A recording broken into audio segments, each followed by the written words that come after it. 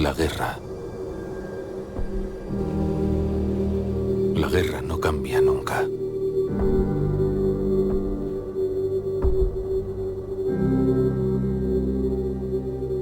En el año 1945, mi tatarabuelo, que estaba en el ejército,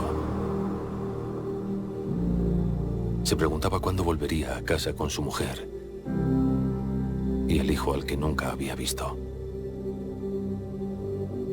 Su deseo se vio cumplido cuando Estados Unidos acabó con la Segunda Guerra Mundial tras lanzar bombas atómicas sobre Hiroshima y Nagasaki.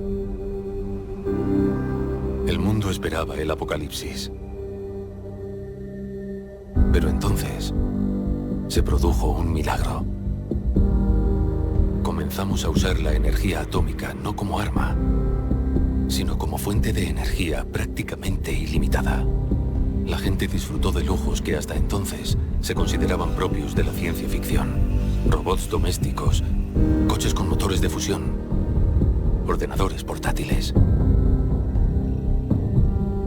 Pero entonces, en el siglo XXI, la gente despertó del sueño americano. Años de consumo desembocaron en la escasez de todos los recursos importantes. El mundo se colapsó. La paz se convirtió en un lejano recuerdo. Ahora estamos en el año 2077 y nos encontramos al borde de una guerra total. Tengo miedo. Por mí. Por mi mujer. Por mi niño. Porque si algo me enseñó mi paso por el ejército,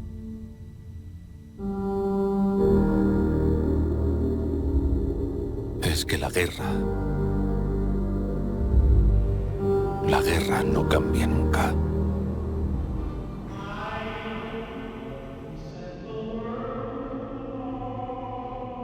El conflicto que llevó al mundo de Fallout a su destrucción final no fue un evento repentino, sino el resultado de décadas de tensiones políticas, crisis energéticas y una serie de decisiones impulsadas por el miedo y la desesperación.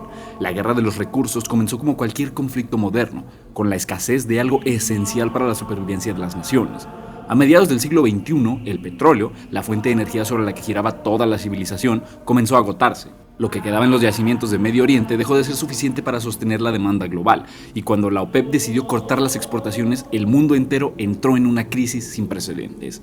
Las economías mundiales colapsaron, los precios de las energías se dispararon, y como ha ocurrido a lo largo de la historia, las naciones más poderosas buscaron soluciones a través de la fuerza.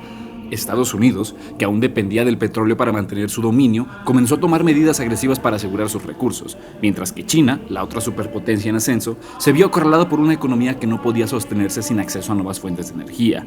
Fue solo cuestión de tiempo para que las negociaciones fracasaran y la diplomacia fuera sustituida por la guerra. En 2066, China invade Alaska. Lo que comenzó como una incursión para asegurar los yacimientos petroleros del norte, pronto se convirtió en un conflicto prolongado que desgastó a ambas naciones. Estados Unidos, confiado en su superioridad tecnológica, descubrió que la guerra moderna no se ganaba solo con armas avanzadas, sino con recursos que ya no tenía. La falta de suministros hizo que la guerra en el Ártico se volviera un infierno congelado donde los soldados luchaban por cada centímetro de terreno con la brutalidad que recordaba los conflictos del siglo XX.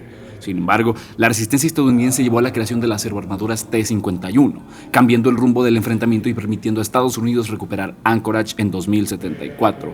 Lo que parecía una victoria decisiva solo fue el preludio de algo mucho, mucho peor. Con China debilitada y desesperada, la guerra se expandió. Para ese momento, los conflictos ya no eran solo entre dos superpotencias, sino una lucha global donde cada nación peleaba por lo poco que quedaba. Europa, al borde del colapso, se desangraba en guerras internas tras el fracaso de la comunidad europea, y las revueltas civiles en múltiples países demostraban que la verdadera crisis no estaba en el campo de batalla, sino en la sociedad misma. Las naciones no solo peleaban entre sí, sino contra sus propios ciudadanos, quienes desesperados por falta de alimentos, agua y seguridad comenzaron a rebelarse. Estados Unidos tomó medidas extremas. Ante la posibilidad de una guerra nuclear, el gobierno aceleró el desarrollo de los refugios, promoviendo la idea de que la única forma de sobrevivir era asegurarse un lugar bajo tierra. Pero la realidad es que estos refugios no eran un plan de salvación, sino un experimento encubierto por Vault-Tec, una corporación que vio en el apocalipsis una oportunidad para moldear el futuro de la humanidad. Mientras la población civil intentaba aferrarse a la esperanza, los líderes del mundo jugaban su última carta. El 23 de octubre de 2077, la guerra alcanzó su punto final. No hay registros claros de quién disparó primero y en el fondo la verdad es que nunca importó. En cuestión de horas, el mundo entero fue consumido por el fuego nuclear. Ciudades enteras fueron borradas del mapa. Millones de vidas desaparecieron en un instante y aquellos que lograron llegar a los refugios solo encontraron una salvación temporal.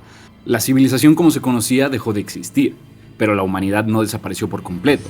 En la superficie, los pocos desafortunados que sobrevivieron al infierno nuclear emergieron a un mundo envenenado por la radiación, donde la naturaleza había sido mutada, los mares convertidos en pozos tóxicos y los cielos oscurecidos por nubes de polvo y ceniza. El mundo no murió de inmediato, pero quedó irreparablemente fracturado. Las reglas que habían gobernado la humanidad por milenios dejaron de existir, las estructuras sociales se desmoronaron, las instituciones dejaron de ser más que ruinas olvidadas, y la moralidad, que alguna vez estuvo moldeada por leyes y religiones, fue reducida a una sola pregunta: ¿qué estás dispuesto a hacer para sobrevivir? En este nuevo mundo, la guerra no era entre naciones, sino entre individuos, entre grupos que luchaban por los escasos recursos que aún quedaban, y fue aquí donde la verdadera transformación comenzó. Algunos intentaron reconstruir. Los sobrevivientes más optimistas se convirtieron en los nuevos pioneros, buscando revivir la idea de la civilización en pequeñas comunidades, pero la humanidad, incluso después de su casi extinción, seguía dividida. Surgieron nuevas facciones, cada una con su propia visión de lo que significaba el futuro. Algunas se aferraron a la idea de restaurar la sociedad, mientras que otras vieron el fin del mundo como una oportunidad para reescribirlo a su favor. El ejemplo más claro de esta transformación es la Hermandad de Acero, un grupo nacido de las ruinas de la vieja estructura militar estadounidense. Lo que comenzó como un intento de preservar la tecnología se convirtió en una organización con su propio dogma, donde la ciencia y la guerra eran vistas como lo único que podía mantener el orden en un mundo caótico.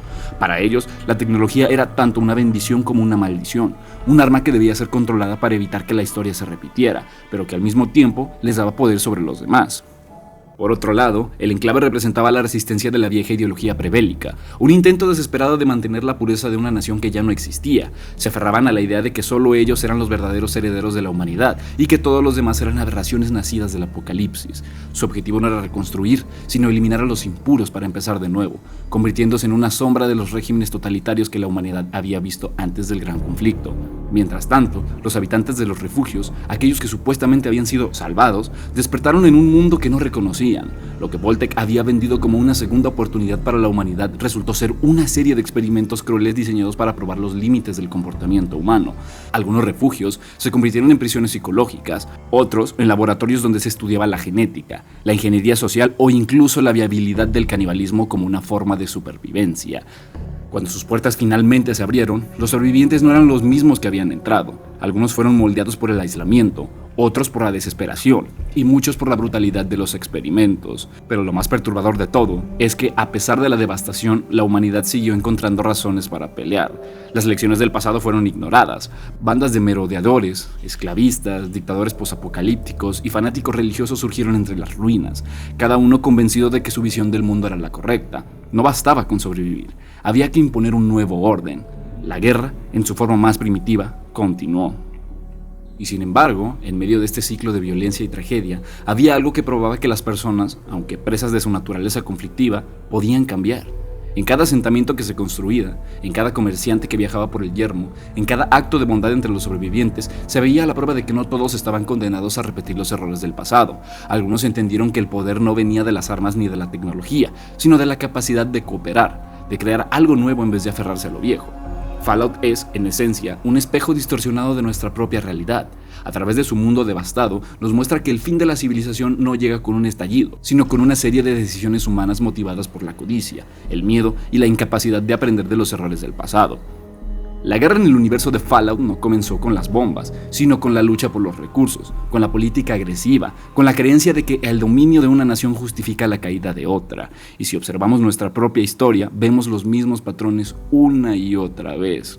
Pero lo más inquietante es que Fallout no se limita a advertirnos sobre el fin del mundo. Nos obliga a preguntarnos qué pasaría después. ¿Nos volveríamos como los carroñeros del yermo, alimentándonos de las ruinas del pasado? ¿Nos aferraríamos a las viejas ideologías como el Enclave, negándonos a aceptar que el mundo ha cambiado? ¿O entenderíamos, como aquellos que intentan reconstruir, que la única manera de sobrevivir realmente es evolucionar con los demás? El juego nos muestra que la guerra no es solo un conflicto de ejércitos y bombas, es una mentalidad, una forma de ver el mundo donde el poder se impone por la fuerza en lugar del entendimiento. Nos enfrenta con una dura realidad. Mientras la humanidad siga viviendo la guerra como una solución, la historia se repetirá, sin importar cuántas veces la civilización caiga y se vuelva a levantar. En el fondo, Fallout no es solo una historia de supervivencia, es una advertencia. Nos muestra lo que pasa cuando ignoramos los signos de advertencia, cuando permitimos que la ambición y el miedo defina el destino de nuestra especie, pero también nos da un atisbo de esperanza. La prueba de que las personas pueden cambiar, de que el ciclo no tiene que repetirse si aprendemos a hacer las cosas de manera diferente, porque al final, en este mundo o en el de Fallout, la guerra nunca cambia.